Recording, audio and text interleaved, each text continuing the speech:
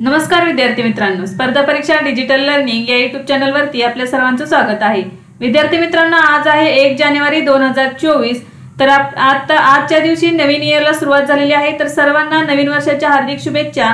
तर विद्यार्थी मित्रांनो, 1 जानेवारी 2024 साठीच्या काही महत्त्वाचे चालू घडामोडींचे घटक आज आपण अभ्यासूया। चला तर मग आजच्या व्हिडिओला सुरुवात करूया।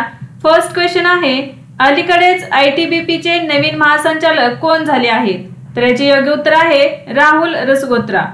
तर राहुल रसगोत्रा यांना डिसेंबर 2023 मध्ये इंडो तिबेट बॉर्डर पोलीस म्हणजेच ITBP चे नवीन महासंचालक बनवण्यात आले आहे। तर राहुल रसगोत्रा यांची 30 सप्टेंबर 2025 पर्यंत नियुक्ती करण्यात आली आहे। तर इंडो तिबेट सीमा पोलीस दलाची स्थापना ऑक्टोबर 1962 मध्ये करण्यात आली होती। तर हे भारत नेपाळ चीनच्या 2115 किलोमीटर लांबीच्या सीमारेषेचे संरक्षण करते। तर ITBP चे ब्रीदवाक्य आहे शौर्य चिकाटी कर्मनिष्ठा। तर ITBP चे नवीन महासंचालक कोण झालेले आहेत? तर राहुल रसगोत्रा। आणि यांची नियुक्ती कधीपर्यंत असणार आहे? तर 30 सप्टेंबर 2025 पर्यंत। तर विद्यार्थी मित्रांनो, आपण करंट अफेअर्स 2024 साठी 2 प्लॅन्स घेऊन आलेलो आहोत। एक आहे इयरली प्लॅन, तो 251 रुपयांचा असणार आहे आणि दुसरा आहे मंथली प्लॅन, तो 26 रुपयांचा असणार आहे। तर यामध्ये आपण डेली करंट अफेअर्सची PDF देणार आहोत, वीकली रिव्हिजन PDF देणार आहोत आणि मंथली वन लाइनर PDF देणार आहोत। तर हे सर्व तुम्हाला या सर्व PDF स्पर्धा अभ्यास या ॲप वरती उपलब्ध होणार आहेत। तर विद्यार्थी मित्रांनो, या PDF चा कंटेंट कसा आहे हे बघण्यासाठी तुम्ही या ॲप वरती डिसेंबर 2023 च्या सर्व PDF आपण डाउनलोड केलेले आहेत। तर तिथे जाऊन तुम्ही बघू शकता।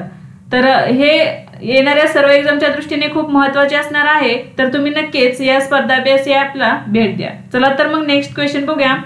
FIDE world rapid chess championship 2023 चे विजेतेपद कोणी जिंकले? तर याचे योग्य उत्तर आहे मॅग्नस कार्लसन।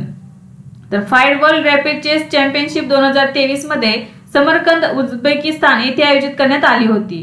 कुठे आयोजित करण्यात आलेली होती? तर समरकंद उझबेकिस्तान येथे डिसेंबर 2023 मध्ये। तर मॅग्नस कार्लसनने फाइड वर्ल्ड रॅपिड चेस चॅम्पियनशिपचे विजेतेपद पटकावले आहे। तर मॅग्नस कार्लसन हा नॉर्वेजियन बुद्धिबळपटू आहे। कोणत्या देशाचा आहे? तर नॉर्वे या देशाचा। तर व्लादिमीर फेडोसेव याने दुसरे, तर यू यांगयीने चॅम्पियनशिप मध्ये तिसरे स्थान पटकावले आहे। मॅग्नस कार्लसनने विक्रमी 5व्यांदा जागतिक रॅपिड चेस चॅम्पियनशिपचे विजेतेपद पटकावले आहे। फाइड वर्ल्ड रॅपिड चॅम्पियनशिप 2012 मध्ये सुरू झालेली होती। तर FIDE world rapid chess championship 2023 चे विजेतेपद मॅग्नस कार्लसन यांनी जिंकलेले आहे। नेक्स्ट क्वेश्चन आहे, राजस्थानचे पहिले स्नेक पार्क कोठे उघडले जाणार आहे? तर याचे योग्य उत्तर आहे कोटा। तर राजस्थानचे पहिले स्नेक पार्क कोटा येथे उघडले जाणार आहे। तर केंद्रीय प्राणी संग्रहालय प्राधिकरणाने यासाठी मान्यता दिली आहे। कोटा स्नेक पार्क मध्ये 29 भारतीयांसह 4 अमेरिकन प्रजातीचे साप ठेवण्यात येणार आहेत। पर्यावरण, वन आणि हवामान बदल मंत्रालय ही भारत सरकारच्या अंतर्गत एक वैधानिक संस्था आहे। तर याची स्थापना 1992 मध्ये भारतीय वन्यजीव कायदा 1972 मध्ये दुरुस्तीद्वारे करण्यात आली। तर भारतात सध्या CZDA द्वारे मान्यताप्राप्त 147 प्राणी संग्रहालय आहेत। तर CZDA म्हणजे काय? तर पर्यावरण आणि वन आणि हवामान बदल मंत्रालयाच्या अंतर्गत येणारे हे जे प्राणी संग्रहालय आहेत ते किती आहेत? तर 147। नेक्स्ट क्वेश्चन आहे, नितीश कुमार कोणत्या पक्षाचे राष्ट्रीय अध्यक्ष झाले आहेत? तर याचे योग्य उत्तर आहे जनता दल युनायटेड म्हणजेच JDU। तर नितीश कुमार जनता दल युनायटेड JDU चे अध्यक्ष झाले आहेत। नुकताच पक्षाचे राष्ट्रीय अध्यक्ष लालन सिंह यांनी पदाचा राजीनामा दिला होता। बिहारचे मुख्यमंत्री नितीश कुमार यांनी दुसऱ्यांदा JDU चे राष्ट्रीय अध्यक्षपदाची शपथ घेतली आहे। याआधी ते 2016 ते 2020 पर्यंत पक्षाचे राष्ट्रीय अध्यक्ष राहिले आहेत। तर आता डिसेंबर 2023 मध्ये ते दुसऱ्यांदा पक्षाचे राष्ट्रीय अध्यक्ष झालेले आहेत। नेक्स्ट क्वेश्चन आहे, अलाहाबाद उच्च न्यायालयाचे नवीन मुख्य न्यायाधीश कोण बनले आहेत? तर याचे योग्य उत्तर आहे न्यायमूर्ती अरुण बन्साळी। तर न्यायमूर्ती अरुण बन्साळी हे अलाहाबाद उच्च न्यायालयाचे नवे मुख्य न्यायाधीश असणार आहेत। तर अरुण बन्साळी यांच्या नावाची शिफारस सर्वोच्च न्यायालयाच्या कॉलेजियम केंद्र सरकारकडे केली आहे। तर अरुण बन्साळी सध्या राजस्थान उच्च न्यायालयात न्यायाधीश आहेत। तर अलाहाबाद उच्च न्यायालयाचे मुख्य न्यायाधीश प्रीतिनकर दिवाकर हे 21 नोव्हेंबर रोजी निवृत्त झाले होते। तर न्यायमूर्ती बन्साळी यांची जानेवारी 2013 मध्ये राजस्थान उच्च न्यायालयाचे न्यायाधीश म्हणून नियुक्ती करण्यात आली होती। केंद्र सरकारकडून परवानगी मिळाल्यानंतर अरुण बन्साळी अलाहाबाद उच्च न्यायालयाचे नवे मुख्य न्यायाधीश होणार आहेत। नेक्स्ट क्वेश्चन आहे, breaking the mould reimagining India's economic future या पुस्तकाच्या लेखक कोण आहेत? तर याचे योग्य उत्तर आहे रघुराम राजन आणि रोहित लांबा। तर अर्थशास्त्रज्ञ आणि माजी RBI गव्हर्नर रघुराम राजन यांनी अर्थतज्ञ रोहित लांबा यांच्यासोबत breaking the mould reimagining India's economic future पुस्तक लिहिलेले आहे। तर हे पुस्तक भारताच्या आर्थिक विकासाला गती देण्यासाठी धोरणे स्पष्ट करण्याचा प्रयत्न करते। नेक्स्ट क्वेश्चन आहे, नुकताच FICCI वॉटर अवॉर्ड 2023 कोणाला देण्यात आला आहे? तर याचे योग्य उत्तर आहे NTPC। तर डिसेंबर 2023 मध्ये FICCI जल पुरस्कारांचे वितरण करण्यात आले। NTPC ला 2023 साठी FICCI वॉटर अवॉर्ड मिळालेला आहे। तर NTPC चा कांती युनिट मुझफ्फर बिहार येथे स्थित आहे। तर NTPC कांती यांना औद्योगिक पाणी वापर कार्यक्षमता श्रेणीतील जल पुरस्काराने सन्मानित करण्यात आले आहे। FICCI वॉटर अवॉर्ड्सच्या 11व्या आवृत्तीचे यंदा वितरण करण्यात आले। नेक्स्ट क्वेश्चन आहे, नुकताच चर्चेत असणारा पुनौरा धाम प्रकल्प कोणत्या राज्याशी संबंधित आहे? तर याचे योग्य उत्तर आहे बिहार। तर एक प्रमुख पर्यटन स्थळ म्हणून सीतामढी जिल्ह्यात स्थित पुनौरा धाम हे मंदिर परिसर विकसित करण्यासाठी बिहार राज्य सरकारने अलीकडेच एक प्रकल्प मंजूर केला आहे। पुनौरा धाम हे भगवान श्रीरामाची पत्नी माता सीता यांचे जन्मस्थान मानले जाते। या उपक्रमाचा उद्देश मिथिलाची संस्कृती आणि वारसा वाढवणे हा आहे। नेक्स्ट क्वेश्चन आहे, गोलमेळा महोत्सव कोठे आयोजित करण्यात आला आहे? तर याचे योग्य उत्तर आहे उधमपूर। तर जम्मू आणि काश्मीरमध्ये गोलमेळा या नावाने प्रसिद्ध असलेला लोकप्रिय उत्सव उधमपूरच्या जगन्नाथ मंदिरात आयोजित करण्यात आला होता। तर दरवर्षी 2दा फेरी काढली जाते यामध्ये। तर हा डिसेंबर 2023 मध्ये आयोजित करण्यात आलेला होता। नेक्स्ट क्वेश्चन आहे, नुकतेच पॉवर ग्रिड विश्राम सदनचे उद्घाटन कोठे करण्यात आले आहे? तर याचे योग्य उत्तर आहे बेंगळुरू। तर केंद्रीय ऊर्जा मंत्री RK सिंह यांनी बेंगळुरू येथे डिसेंबर 2023 मध्ये पॉवर ग्रिड विश्राम सदन सुरू केले।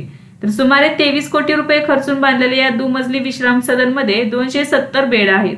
पॉवर ग्रिडच्या या विश्राम सदनामुळे दूरवरच्या भागात राहणाऱ्या गरीब लोकांना खूप फायदा होणार आहे। तर रांची आणि झाशी येथे पॉवर ग्रिडद्वारे देखील अशाच प्रकारचे विश्राम सदन बांधले जात आहेत। नेक्स्ट क्वेश्चन आहे, नुकतेच डॉक्टर V मोहिनी गिरी यांचे निधन झाले, त्या कोण होत्या? तर याचे उत्तर आहे राष्ट्रीय महिला आयोगाच्या माजी अध्यक्षा। तर डिसेंबर 2023 मध्ये डॉक्टर V मोहिनी गिरी यांचे निधन झाले। तर डॉक्टर V मोहिनी गिरी या राष्ट्रीय महिला आयोगाच्या माजी अध्यक्षा होत्या। ते देशाचे माजी राष्ट्रपती डॉक्टर V गिरी यांची सूनही होत्या। तर डॉक्टर मोहिनी यांनी 1979 मध्ये सेवा संघाची स्थापना केली, जी महिला, वंचित मुले आणि विधवा यांच्या सक्षमीकरणासाठी समर्पित आहे।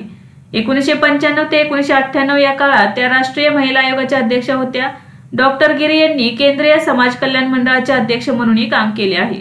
तर डॉक्टर मोहिनी गिरी यांना 2007 मध्ये भारताचे तत्कालीन राष्ट्रपती डॉक्टर APJ अब्दुल कलाम यांच्या हस्ते त्यांच्या कार्यासाठी सन्मानित करण्यात आले आणि त्यांना पद्मभूषण पुरस्काराने सन्मानित करण्यात आले। तर डॉक्टर मोहिनी या दक्षिण आशियातील शांततेसाठी महिला उपक्रमाच्या संस्थापक विश्वस्त होत्या।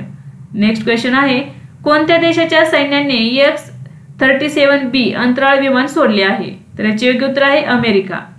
तर US सैन्याचे X-37B अंतराळयान SpaceX फाल्कन हेवी रॉकेटने प्रक्षेपित करण्यात आले। तर X-37B अंतराळयान संशोधन मोहिमेसाठी अवकाशात पाठवले आहे। तर फ्लोरिडा येथील नासाच्या केनेडी स्पेस सेंटर मधून हे प्रक्षेपण करण्यात आले आहे। नेक्स्ट क्वेश्चन आहे, नुकतेच जॅक डेलोर्स यांचे निधन झाले, ते कोणत्या संस्थेचे माजी अध्यक्ष होते? तर याचे योग्य उत्तर आहे युरोपियन संघ आयोग। तर युरो चलनाच्या निर्मितीमध्ये जॅक डेलर्स यांचा मोठा वाटा होता। तर जॅक डेलर्स यांनी 1985 पासून EU आयोगाचे प्रमुख म्हणून काम केले आहे। त्यांनी फ्रान्सचे अर्थमंत्री म्हणूनही काम केले आहे। नेक्स्ट क्वेश्चन आहे, 100 फूट उंचीचा रफी मिनार कुठे बसवला जाईल? तर याचे योग्य उत्तर आहे पंजाब। तर मुंबईतील दिग्गज गायक मोहम्मद रफी यांच्या जन्मशताब्दीच्या स्मरणार्थ भव्य सोहळ्यासाठी स्टेज तयार करण्यात आला आहे। तर पंजाबमधील त्यांच्या जन्मस्थानी म्हणजेच अमृतसरमधील कोटला सुलतान सिंग गावामध्ये 100 फूट उंचीचा मिनार बांधला जात आहे आणि याला रफी मिनार असे म्हटले जात आहे। नेक्स्ट क्वेश्चन आहे, जगातील सर्वात जुना किल्ला अलीकडेच कोणत्या देशात सापडला आहे? तर याचे योग्य उत्तर आहे रशिया। तर पुरातत्व शास्त्रज्ञांनी सायबेरिया रशियामध्ये जगातील सर्वात जुना म्हणजे सुमारे 8000 वर्ष जुना किल्ला शोधला आहे। तर अमन्या नदीच्या काठावर असलेल्या या किल्ल्याचे नाव अमन्या असे आहे। तर विद्यार्थी मित्रांनो, आज आपण 1 जानेवारी 2024 रोजीचे काही महत्त्वाचे चालू घडामोडीचे घटक पाहिले। तर यासारखेच नवनवीन व्हिडिओ पाहण्यासाठी चॅनलला लाईक करा आणि सबस्क्राइब करायला विसरू नका। धन्यवाद।